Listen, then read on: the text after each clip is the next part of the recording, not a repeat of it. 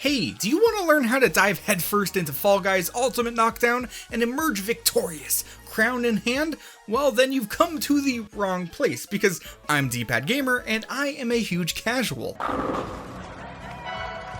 Nice throw! Luckily, as you'll soon find out, in Fall Guys you don't need to be the best, you just need to be the least worst, which means I am perfectly suited to make this video. So, when loading into your first game, what can you expect? Well, it's sorta random. There are currently 24 different minigames, but the first round will always be some kind of race to the finish with a number of obstacles standing between you and qualifying. One of the most prominent obstacles is physics, because your little Fall Guy is like a mix between a small toddler and a balloon animal. Sure, you can walk, run, jump, even dive through the air, but don't expect to have proper footing for very long.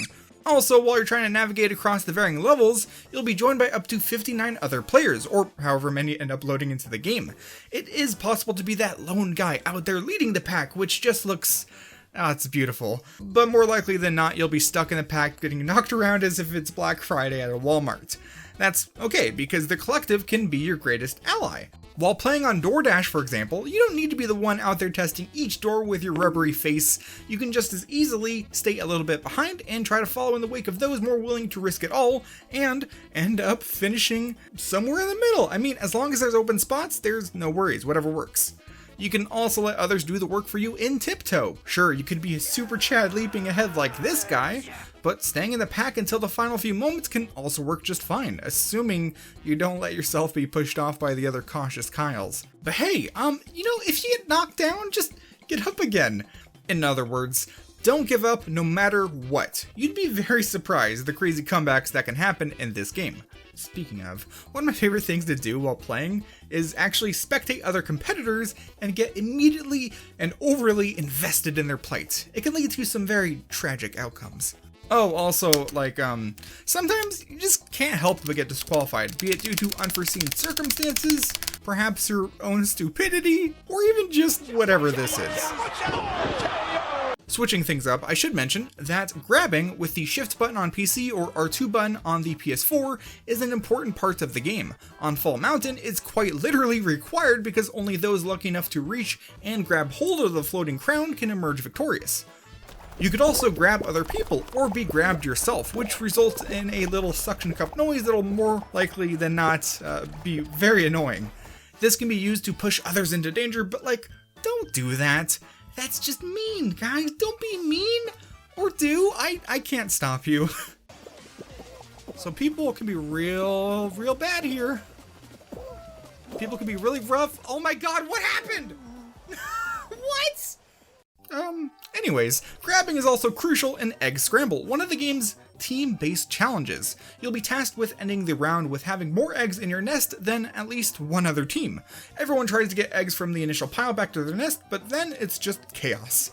Some stay behind to try to protect the eggs they have, others prefer to raid the opposing team's nests. It's also a viable strategy to act as a middleman, looking to commandeer eggs that get knocked out of other people's hands. Depending on how much time left in the round, it might also just be a viable strategy to toss eggs out of an enemy's nest at random, just so that they end up with less points than you. Like I said before, you don't have to be the best, just the least worse. And of course, throughout the round, you should focus on collecting or protecting the golden eggs, because they're worth 5 whole points. Speaking of, during a round of Egg Scramble, I went in planning on sitting off to the side, at least for a little bit, to get some nice footage. Instead, almost immediately, a golden egg landed right in front of me. So, of course, I spent the whole round trying to protect my new little baby.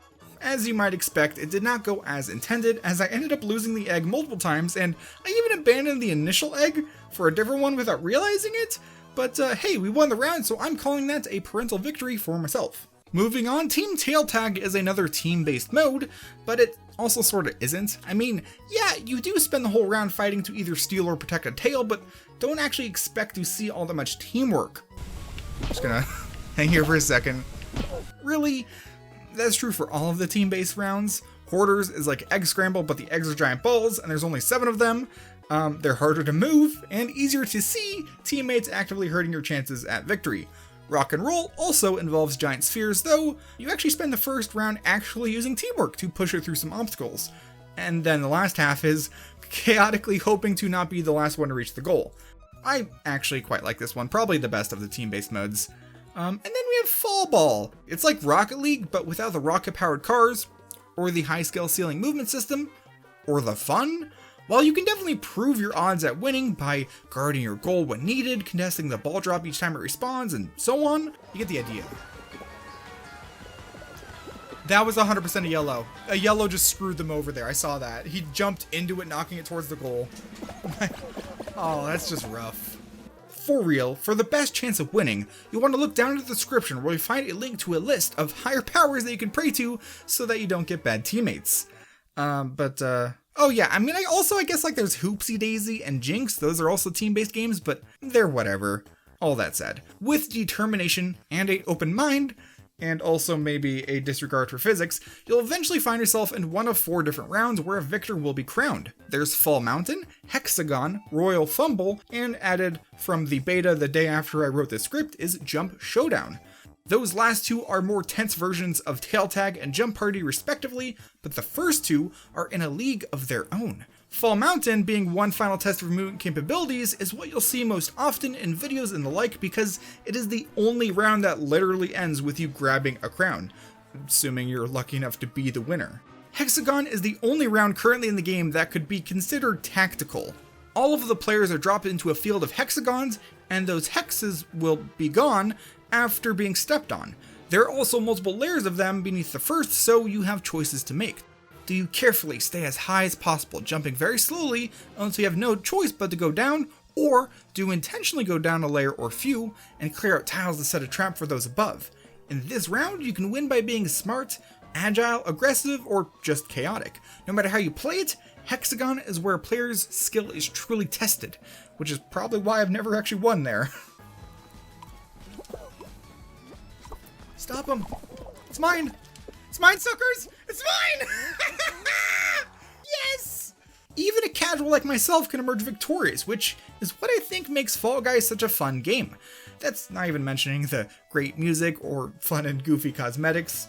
All that said, I've run out of things to talk about, so let's end this so-called guide here. Thank you so much for watching, and of course, big thanks to my channel members for their support, with an even bigger thanks to Christy Contra, Pseudonymous Manger, and Achilles Rhodes for being super fans. If you enjoyed this video, maybe leave a like, perhaps subscribe, but also a quick mention, I am part of a YouTuber group called Minus World, and on the channel of the same name, you can find a bunch of fun collaborative videos, so why not check that out if you're so inclined.